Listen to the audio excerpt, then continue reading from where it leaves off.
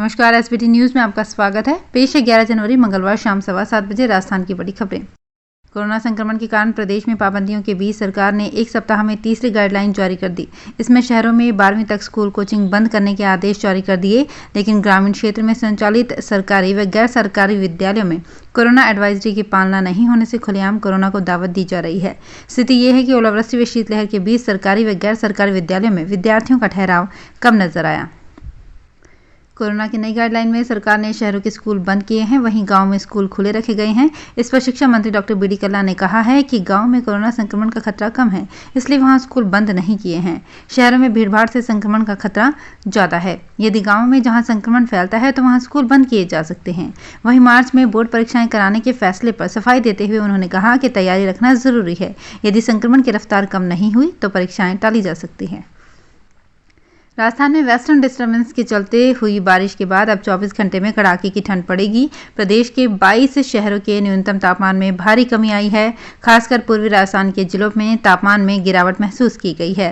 राज्य में पिछले 4 जनवरी से शुरू हुआ बारिश का दौर थम गया, लेकिन अब शीतलहर का दौर कई दिनों तक चल सकता है। ऐसे में न सिर्फ फसलों पर पाला पड़ सकता है, रात के तापमान में जबरदस्त गिरावट का दौर शुरू हो गया है। राजसमंद जिले में कोरोना वायरस लगातार बढ़ता जा रहा है। जिले में मंगलवार को कुल 40 मरीज पॉजिटिव मिले। सबसे ज्यादा केस नाथद्वारा और राजसमंद शहरी क्षेत्र में सामने आए हैं। इसमें डॉक्टर और पुलिसकर्मी भी शामिल हैं। सीएमएचओ प्रकाश चंद्र शर्मा ने बताया कि मंगलवार सुबह की रिपोर्ट में नाथद्वारा शहरी क्षेत्र में 29 कोरोना संक्रमित मरीज मिले हैं। राजसमंद शहरी क्षेत्र में 6, आमेट ब्लॉक में 1, खमनौर ब्लॉक में 2 और राजसमंद ग्रामीण क्षेत्र में 5 कोरोना के नए संक्रमित मरीज मिले हैं। टोंक जिले के निवाई में कोरोना महामारी को लेकर सोमवार को उपखंड अधिकारी त्रिलोकचंद मीणा की अध्यक्षता में पंचायत समिति सभागार में बैठक हुई। बैठक में एसडीओ मीणा ने ब्लॉक स्तरीय सभी अधिकारियों को निर्देशित करते हुए कहा कि अपने अपने कार्यालय में सभी कर्मचारियों का वैक्सीन की दोनों डोज का प्रमाण पत्र लेना आवश्यक है। सभी अधिकारी कर्मचारी मास्क लगाकर ही कार्यालय में प्रवेश करें। उपखंड क्षेत्र में 100% वैक्सीनेशन के लिए पटवारी, ग्राम सचिव, बीएलओ, आंगनबाड़ी कार्यकर्ता, आशा, एएनएम की संयुक्त टीम घर घर जाकर सर्वे करेंगी। टोंक जिले के आंवला कस्बे में हर वर्ष मकर संक्रांति के अवसर पर होने वाले दड़ा महोत्सव का आयोजन कोरोना और ओमिक्रॉन वायरस के बढ़ते प्रभाव के मध्य सरकार द्वारा लगाई गई पाबंदियों के चलते इस बार भी नहीं हो पाएगा। 2 साल पहले शुरू हुआ कोरोना का प्रकोप अब तक भी थमने का नाम नहीं ले रहा है और अब की बार भी इसकी भेंट चढ़ा है। कस्बे में हर साल 14 जनवरी को मकर संक्रांति पर खेले जाने वाला दड़ा का खेल। जानकारी के अनुसार इस साल भी आंवला कस्बे में हर साल खेला जाने वाला दड़ा का खेल नहीं खेला जाएगा। दौसा जिले के लालसोट से 2 साल से लापता युवक का अचानक हमशक्ल सामने आया है। मां ने दावा किया कि वो उसी का बेटा है, पर भाई ने इनकार कर दिया। फिंगरप्रिंट मिलाया गया, वो भी मैच नहीं हुआ है। अब पुलिस डीएनए टेस्ट कराने की तैयारी में है। हमशक्ल युवक की मानसिक स्थिति भी ठीक नहीं है, इसलिए वो कुछ बता नहीं पा रहा है। उधर परिजन युवक की बरामदगी के लिए पिछले 2 साल से संघर्ष कर रहे हैं। कांग्रेस की राष्ट्रीय महासचिव प्रियंका गांधी जन्मदिन मनाने रणथंभौर सवाई माधोपुर पहुंची हैं। प्रियंका गांधी मंगलवार सुबह 10:30 बजे सड़क मार्ग से पति रॉबर्ट वाड्रा के साथ आई हैं। उनके दोनों बच्चे एक दिन पहले सोमवार को पहुंच चुके थे। वे परिवार के साथ यहां होटल शेरबाग में ठहरे हुए हैं। प्रियंका गांधी का बुधवार 12 जनवरी को जन्मदिन है। वे अपना जन्मदिन परिवार के साथ रणथंभौर में सेलिब्रेट करेंगी। प्रियंका गांधी रणथंभौर अभ्यारण्य में टाइगर सफारी के लिए भी जाएंगी। नशा मुक्ति के जुनून में एक शख्स ने 6 बार साइकिल रिक्शा पर भारत घूम लिया। दरअसल छपरा बिहार के रहने वाले धनेश शाह लोगों में पढ़ाई के जुनून को पैदा करने और नशा मुक्ति का संदेश देने साइकिल रिक्शा पर भारत घूम रहे हैं। वे ऐसा 6 बार कर चुके हैं। पिछली बार साल 2020 में वे जैसलमेर भी पहुंचे थे, लेकिन तनोट माता के दर्शन नहीं कर पाए थे।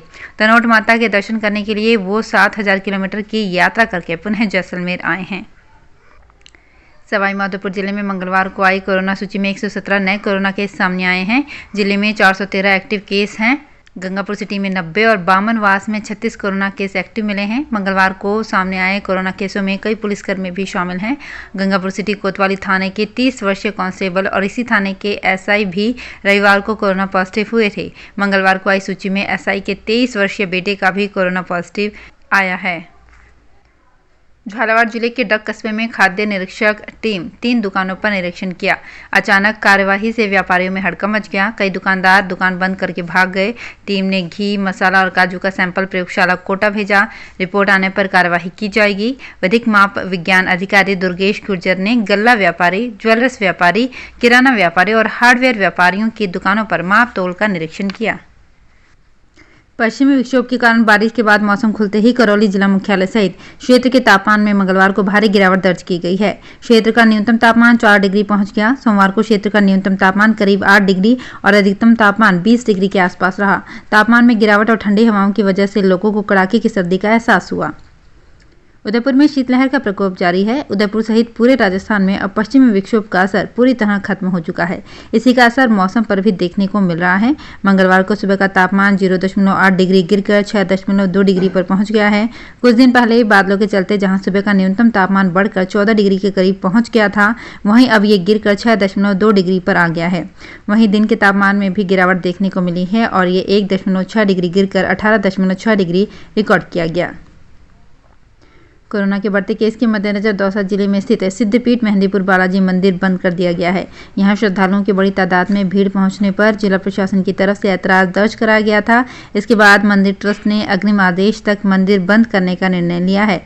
इधर गहलोत कैबिनेट में राज्य मंत्री डॉक्टर सुभाष गर्ग की पत्नी भी कोरोना पॉजिटिव हो गई हैं, जिसके बाद मंत्री ने खुद को आइसोलेट कर लिया है। आज फसल खराबे की सूचना देने की आखिरी तारीख है। प्रदेश सरकार ने शीतलहर, पाला और ओलावृष्टि से फसलों को हुए नुकसान के मद्देनजर तुरंत विशेष गिरदावरी कराने के निर्देश दिए हैं। सरकार को कई जिलों में मिली फसल खराबे की प्राथमिक सूचना पर मुख्यमंत्री अशोक गहलोत ने राजस्थान के अलग अलग जिलों में फसल खराबे का आकलन कर प्रभावित इलाकों को नियमों के मुताबिक मुआवजा देने के लिए जल्द से जल्द विशेष गिरदावरी कराने को कहा है। तो फिलहाल इस बुलेटिन में इतना ही। फिर हाजिर होंगे कुछ और बड़ी खबरों के साथ। एसबीटी न्यूज के और भी वीडियोस को देखने के लिए हमारे चैनल को सब्सक्राइब करें और नोटिफिकेशन पाने के लिए बेल आइकन को प्रेस करें।